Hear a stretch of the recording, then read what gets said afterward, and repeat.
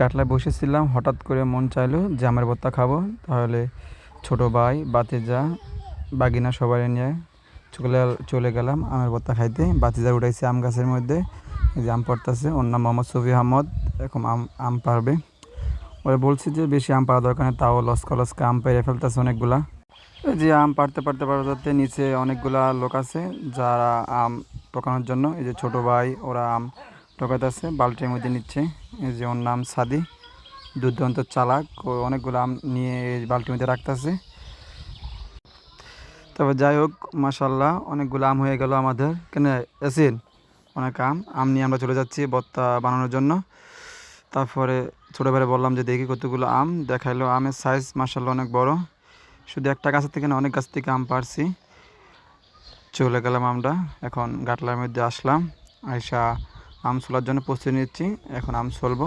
সুন্দর করে ভালো করে আমগুলো ধুয়ে নিলাম ছোলার আগে। তারপর ছোলা শুরু করে দিলাম। এই ছুলনিটা অনেক বোতা, এই জন্য অনেক দেরি হয়েছে। ধার ছিল না, কারণ অনেক দিন ব্যবহার হয়েছিল, তো সেই জন্য আর কি বাসায় পড়েছিল, ব্যবহার হচ্ছিল না। তাই চলতে চলতে অনেক টাইম হয়ে গেল, ছুলে ফেললাম অবশেষে। সবাই অপেক্ষা ছিল আমার জন্য, কখন আম ছোলা হবে, কখন আম খাবে আমের ভর্তা। অনেকের ঠোঁটের মধ্যে, জিভের মধ্যে পানি চলে এসেছিলো। বিশেষ করে আসেনি, একটু পরপর আইছিল দৌড়ে যে আমের ভর্তা খাওয়ার জন্য। মুজা দিতে পুরো চাই রয়েছিল যে কখন আমের ভর্তা হবে, কখন খামো।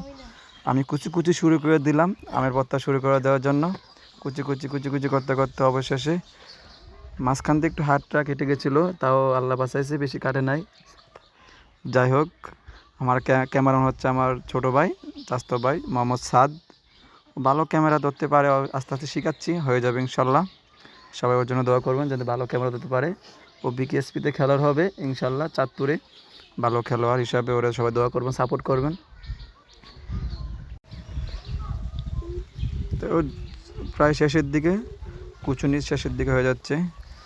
এই যে আমাদের গাটলার মধ্যে অনেকগুলো হাঁস দৌড়ে আইছিল আমের খাওয়ার জন্য। অবশেষে চলার শেষ। এখন করবো আর কি, একসাথে করব। লবণ, মরিচ গুঁড়া এবং চিনির গুঁড়া দিয়ে একসাথে করে যাচ্ছি। আর সবাই অনেক আনন্দে, কখন আমের ভর্তা শুরু হবে, কখন খাবে, সবাই অপেক্ষা আছে। সবার ঠোঁটে কিন্তু পানি, কখন আম খাবে। কি সুন্দর, সে স্বাদ মাশাল্লাহ। লাল, রে কাঁচা আমের জাল, সেই স্বাদ রে। এখন এই যে সবাই অপেক্ষা আছে, একটা থাপ দিবে সবাই মিলে। এই যে থাপ শুরু হয়ে গেছে গা। যে ক্যামেরাম্যান, সে তো বাগে পাচ্ছে না, সে কখন খাবে, তার ঠোঁটেও পানি চলে আসছিল। অবশেষে সে আমার ক্যামেরা বন্ধ করে যে ভাই ক্যামেরা বন্ধ করলে আমার খাইতে হবে। সে আমি বললাম যে